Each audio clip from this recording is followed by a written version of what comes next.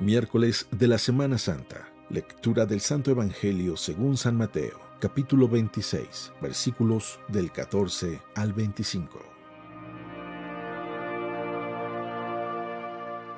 En aquel tiempo, uno de los 12, llamado Judas Iscariote, fue a ver a los sumos sacerdotes y les dijo: ¿Cuánto me dan si les entrego a Jesús? Ellos quedaron en darle 30 monedas de plata, y desde ese momento andaba buscando una oportunidad para entregárselos. El primer día de la fiesta de los panes ácimos, los discípulos se acercaron a Jesús y le preguntaron: ¿Dónde quieres que te preparemos la cena de Pascua?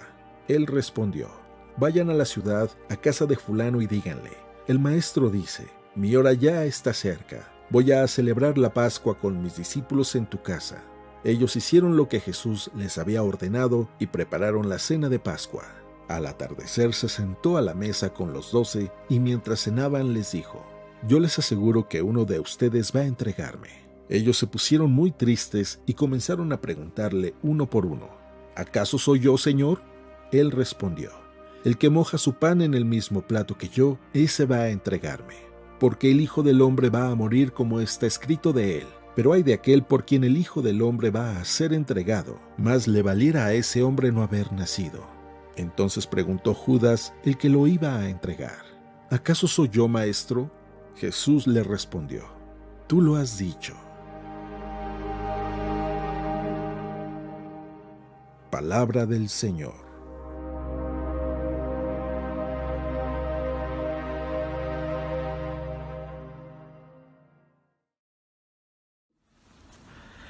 Muy buenos días y espero que sigas teniendo una Semana Santa. Una semana llena de gracia, una semana en donde podamos seguir profundizando con la única finalidad de mejorar como seres humanos y de mejorar como cristianos.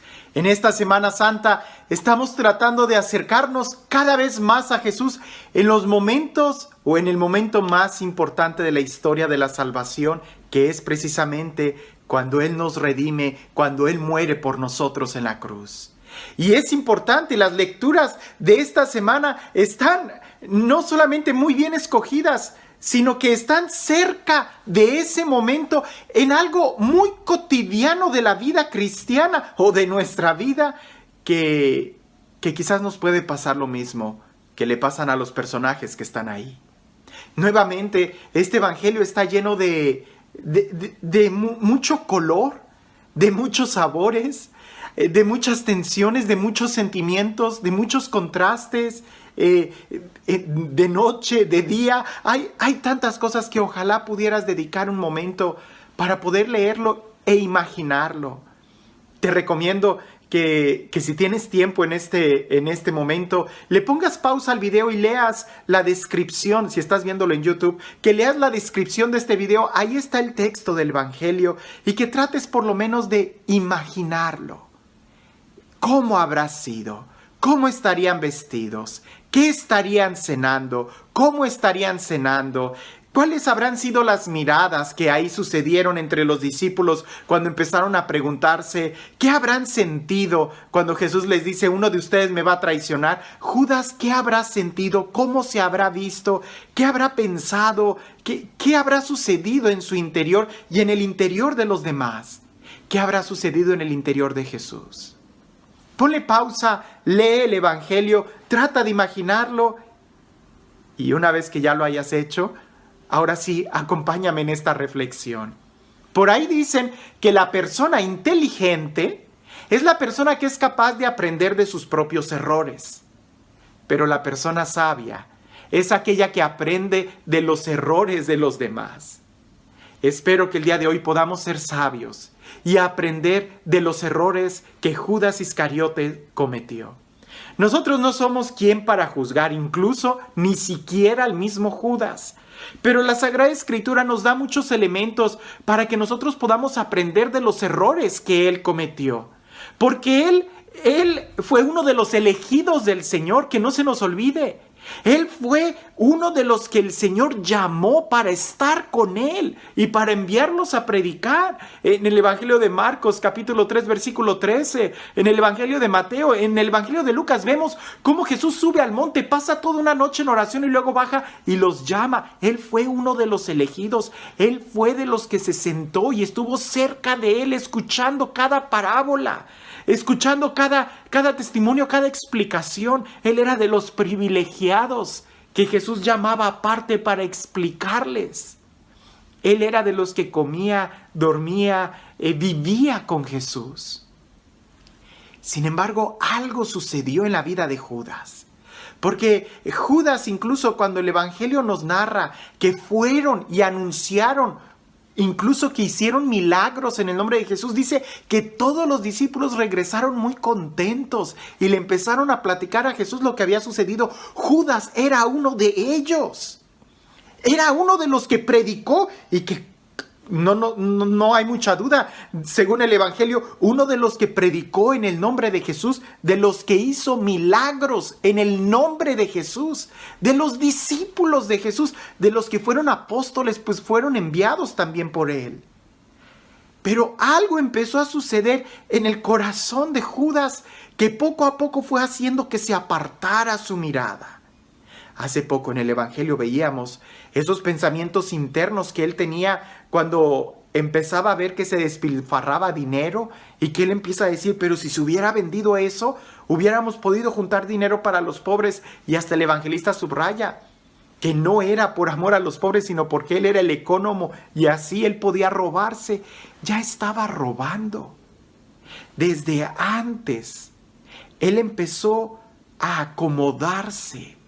Empezó a ya no violentar su vida, empezó a ya no querer buscar más del reino de Dios en su corazón, sino que empezó, como dicen, un modus vivendi. Empezó solamente a tratar de vivir el día por día. El acompañar a Jesús ya no era un signo de confrontación en su vida, sino solamente algo cómodo, al grado que empezó a hacerse una idea equivocada. No, nosotros podemos aprender esto en nuestra vida, porque cuántas veces, y yo he sido testigo de eso, cuántas veces Dios no nos llama y no tenemos un encuentro con Él y lo amamos y lo queremos seguir, pero conforme vamos caminando con Él, dejamos de tener celo en instaurarlo en nuestro corazón y empezamos a tener celo solamente de las cosas de Dios, sin darnos cuenta en nuestro corazón. Judas decía, ese dinero debió de haber sido para los pobres. Él era muy celoso para la obra de Dios, pero su corazón no. En su corazón también quería robar. Cuando en un principio nosotros somos los que debemos de violentarnos y buscar siempre un crecimiento interior. Lo he dicho muchas veces, en la vida espiritual hay mucho más de Dios que no conocemos que lo que creemos conocer. Siempre podemos orar más y siempre podemos ir a esas habitaciones interiores que no conocemos en nuestro corazón para que Él sea quien vaya reinando. ¿Qué es lo que está creciendo en tu corazón? ¿Qué es lo que estás dejando que anide en tu corazón? Eso es lo primero. Y aunque son pocas las pistas que podemos ver en Judas, eso está muy claro, porque lo que sigue se da de una manera rápida. Podemos decirlo así, de una manera muy lenta es cuando va entrando la codicia al corazón. De una manera muy lenta es cuando entra la pereza al corazón. De una manera muy lenta, casi no nos damos cuenta, es cuando nos estamos enfriando en nuestro corazón y solamente actuamos por rutina. Eso se da de una manera muy lenta. Pero una vez que ya haya echado raíces, esa desidia en nuestro corazón, lo que sigue es rápido, como nos lo narra el Evangelio en la vida de Judas Iscariote. Primero, él deja de mirar a Jesús y en la noche va, busca a los sumos sacerdotes y empieza a platicar con ellos sobre cuánto me dan si les entrego a Jesús. ¿Para qué vas, Judas? ¿Para qué te pones en tentación? ¿Qué haces caminando tú solo en ese lugar de la tentación? ¿Qué haces dialogando con el enemigo? ¿Qué pretendes al poner en jaque lo que Dios te está dando a lo que puedes recibir cuando lo dejas. Aunque no lo parezca, ese es el problema más grande, el tiro de gracia, ¿verdad? Que muchos cristianos tienen. Dejan de orar, dejan de tener comunión con Dios, dejan de violentarse en su interior para instaurar primero el reino de Dios en su propia vida. Y después, de una manera muy fácil, empiezan a caminar solos, creyéndose que pueden defenderse ellos solos, cuando Jesús dice bien claro, los mandó de dos en dos, nunca solos. Pero él se creía capaz de poder sobrellevar sus planes, sus pensamientos. Él creía que eran mejores que los de Jesús y él peleaba por su plan y no por el plan de Jesús. Al grado que entra y empieza a dialogar con el enemigo y empieza a calcular si puede ganar más vendiendo a Jesús que estando con él. ¡Qué absurdo! Pero eso sucede mucho. A veces nosotros todavía pensamos que puedo ganar más si vuelvo al vicio, si vuelvo a las drogas, al alcohol, si vuelvo, no sé, al adulterio, a cualquier pecado. Que es ser fiel a Jesús, que ser fiel, que buscarlo más a Él. Empezamos ya a buscar momentos de pecado. Y cuando Él dialoga, regresa con esa idea en su mente. Puedo traicionarlo por 30 monedas, me van a dar 30 monedas de plata. Eso era nada, era una basura. Jesús valía mucho más que 30 monedas. Jesús vale mucho más que cualquier placer. Jesús vale mucho más que cualquier traición, que cualquier momento en tu vida que tú puedas buscar afuera. Pero 30 monedas de plata es mucho para alguien que ya no tiene la mirada puesta en Jesús. Y sin embargo, Jesús, que lo sabe todo, en ese momento, en esa cena, Él tiene un profundo, podríamos decir, conocimiento o sentimiento de querer todavía salvar a Judas, que todavía lo dice Jesús, uno de ustedes me va a traicionar. Y todo el mundo empieza a mirarse, seguramente todos con miedo. ¿Acaso seré yo? ¿Acaso seré yo? Todos con miedo, con angustia.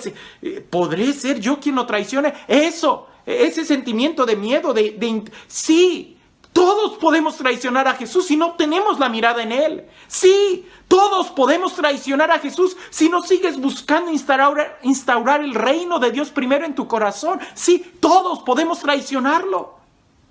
Pero Judas, que ya estaba haciendo ese plan maquiavélico, le pregunta a Jesús, ¿acaso seré yo? Jesús le dice, sí, tú lo serás, tú serás quien me traicione. Muy cínico. No le hizo nada, no le pasó nada. A veces nosotros estamos en retiros.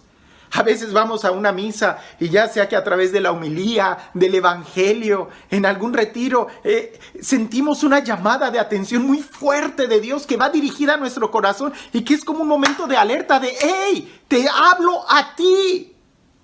Y nosotros, ¿acaso es a mí? Cínico. Claro que es a ti. Claro que a nosotros, a cada uno de nosotros, Dios nos habla, nos llama por nuestro nombre y está buscando ese momento de encuentro. Que nosotros seamos capaces de volver nuestra mirada, de no aceptar ese dinero. Y es que Judas, una vez que tú te acostumbras a querer pensar que tus planes son mejores que los de Dios, entonces es muy difícil que vuelvas atrás. Cuando Judas se da cuenta de que había cometido un error, lo veremos más adelante en el Evangelio, trata de devolver las monedas para que liberen a Jesús. No, es que si quieres resolver las cosas, no lo hagas a tu manera. Hazlo a la manera de Jesús. Y la forma de haber resuelto eso no era tratando de volver a comprar a Jesús. Miren, aquí les traigo 30 monedas y les doy todavía otras 5 más para ver si me lo devuelven. No, no es como tú quieres.